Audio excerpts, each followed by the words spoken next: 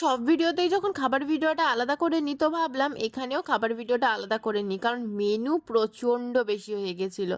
তো পড়ে গেছিলো প্রথমেই হচ্ছে লুচি, লুচি ঠিক না সরি কচুরি, এটাও আবার কড়াইশুঁটির কচুরি, আর সাথে ছিল খুব সুন্দর একটা আলুর দম, আই থিঙ্ক কাশ্মীরি আলুর দম হবে। তো তারপরে পড়ে গেছিলো শসা মানে স্যালাড, আর ছিল ভেজিটেবিল চপ, যেটাও খুবই ভালো ছিল।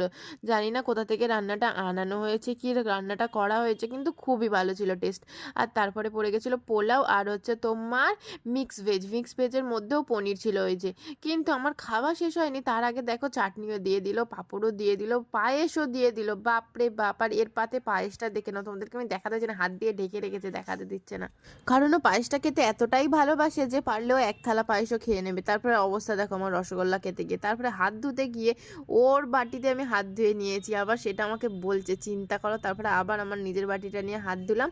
আর আজকে ব্লগটা এখানেই শেষ করলাম, টাটা বাই।